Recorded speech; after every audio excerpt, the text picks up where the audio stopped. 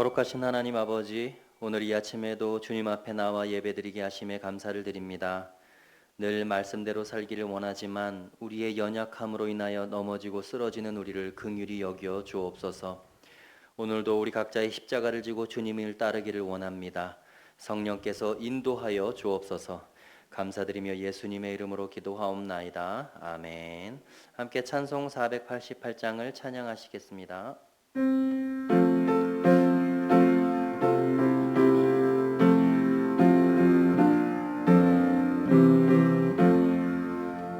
이 몸의 소망 무언가 우리 주 예수뿐일세.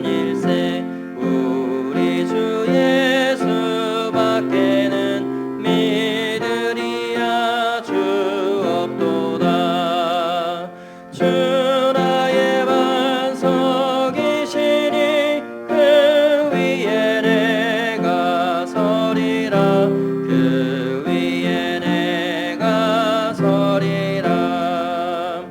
바라던 천국 올라가 하나님 앞에 배울 때 구주의 의를 힘입어 어여시 바로 서리라. 주 나의 반석이시니 그 위에 내가 서리라. 그 위에 내가 서리라. 아멘. 이경숙 권사님 기도 인도해 주시겠습니다. 하루를 시작하며 하나님 아버지께 예배 드릴 수 있음에 감사합니다. 하나님의 자녀로 믿음으로 살아가려고 다짐하지만 늘 연약하여 말씀을 의지하지 못하고 내 경험과 지식을 더 내세웠습니다. 주님 용서하여 주시옵소서. 이곳에 빛과 소금교회를 세우시고 이 교회를 통하여 주님께서 이루고자 하시는 모든 일들이 은혜 가운데 이루어지기를 기도합니다. 여러 모양으로 주의 일에 헌신하는 손길을 통하여 이 지역이 변화되고 하나님의 나라가 확장될 수 있기를 주님 도와주시옵소서. 아멘. 이 시간 김미성 목사님 주님 사랑하여 주시고 그 가정도 지켜주시며 하시는 사역 위에 주님 함께하여 주시옵소서. 저희들 말씀을 듣고 묵상할 때에 깨닫는 지혜 주시고 주님과 교제하며 주님의 그 사랑을 전하는 자녀들 모두 되게 하여 주시옵소서. 마음의 슬픔과 삶의 어려움으로 애통하는 자녀들 위해 주님의 은혜와 사랑으로 회복될 줄 믿습니다. 이 모든 말씀 예수님의 이름으로 기도드립니다. 아멘. 하나님께서 오늘 우리에게 주는 말씀은 시편 106편 1절에서 12절까지의 말씀입니다. 할렐루야. 여호와께 감사하라. 그는 선하시며 그 인자하심이 영원함이로다. 누가 능히 여호와의 권능을 다 말하며 주께서 받으실 찬양을 다 선포하랴. 정의를 지키는 자들과 항상 공의를 행하는 자는 복이 있도다. 여호와여, 주의 백성에게 베푸시는 은혜로 나를 기억하시며 주의 구원으로 나를 돌보사. 내가 주의 택하신 자가 형통함을 보고 주의 나라의 기쁨을 나누어 가지게 하사 주의 유산을 자랑하게 하소서. 우리가 우리의 조상들처럼 범죄하여 사악을 행하며 악을 지었나이다. 우리의 조상들이 애굽에 있을 때 주의 기이한 일들을 깨닫지 못하며 주의 크신 인자를 기억하지 아니하고 바다 곧 홍해에서 거역하였나이다. 그러나 여호와께서는 자기의 이름을 위하여 그들을 구원하셨으니 그의 큰 권능을 만인이 알게 하려 하심이로다.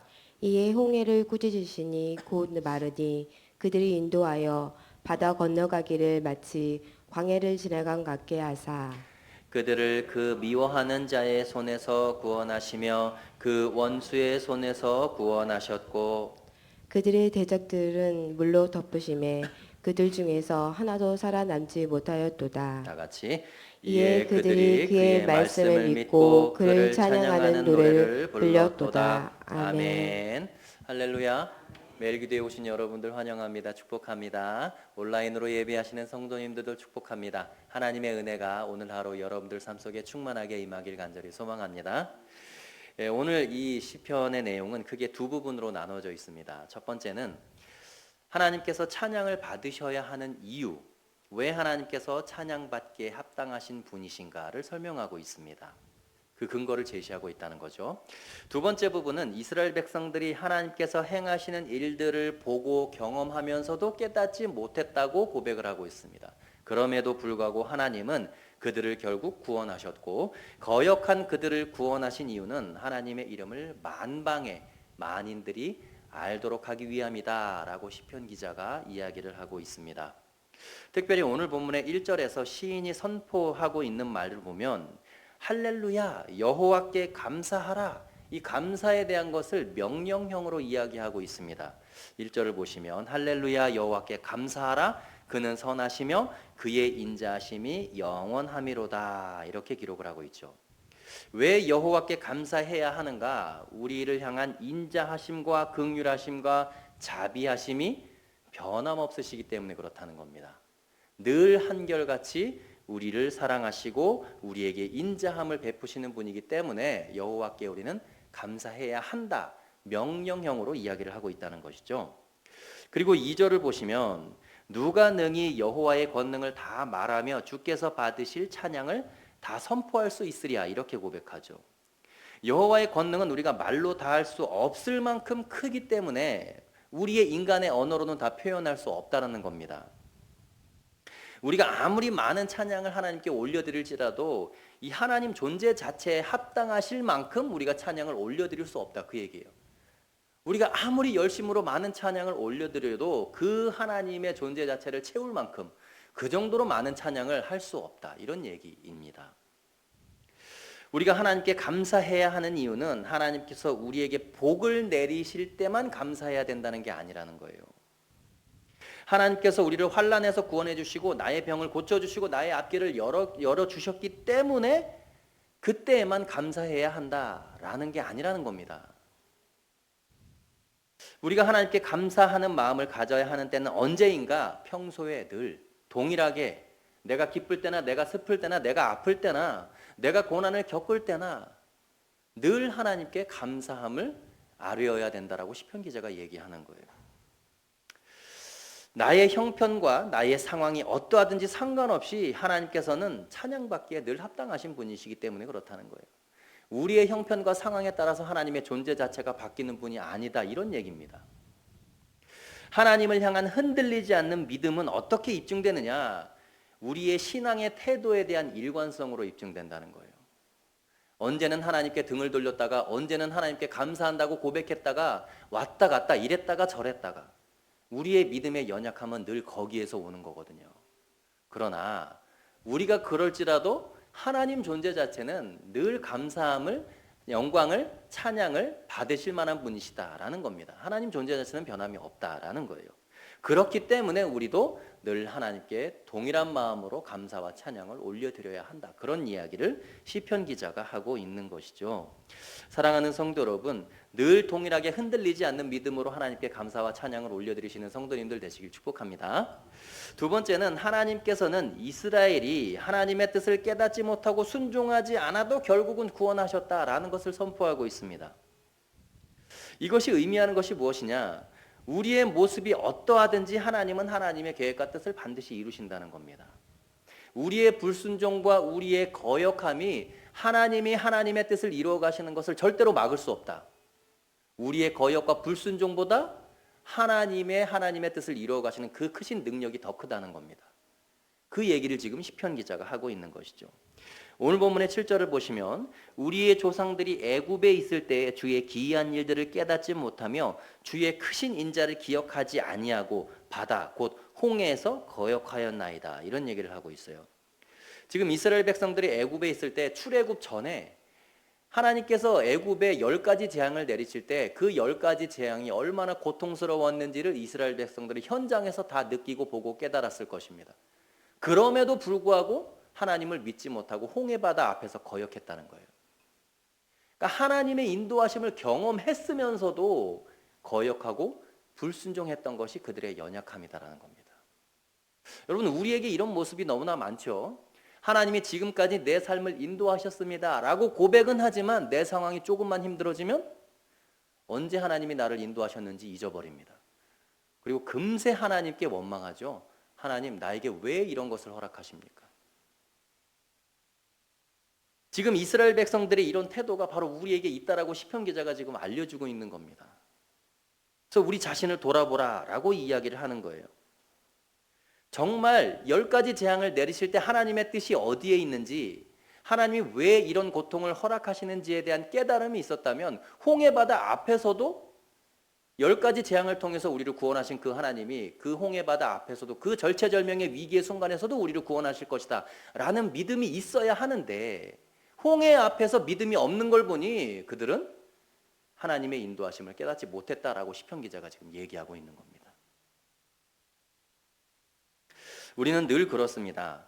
하나님의 인도하심을 경험하고 살고 있으면서도 지금 당장의 고난 앞에서 무너지는 우리의 연약함, 바로 시편 기자가 오늘 우리의 그 연약함을 지적하고 있는 것이죠.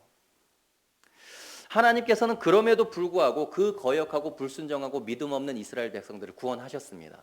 근데 그 구원하신 이유를 지금 명백하게 시편 기자가 밝히고 있습니다.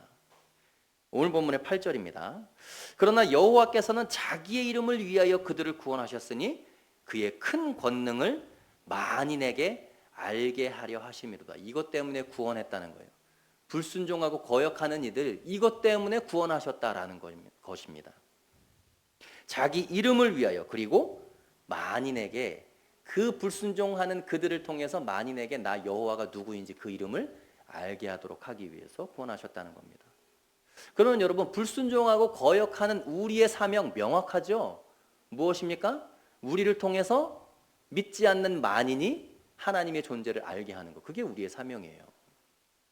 하나님께서 우리를 구원하셨을 때, 우리가 하나님을 만나고 예수님을 인격적으로 영접했을 때 그 자리에서 바로 우리를 천국으로 데려가시면 그건 완벽한 구원입니다.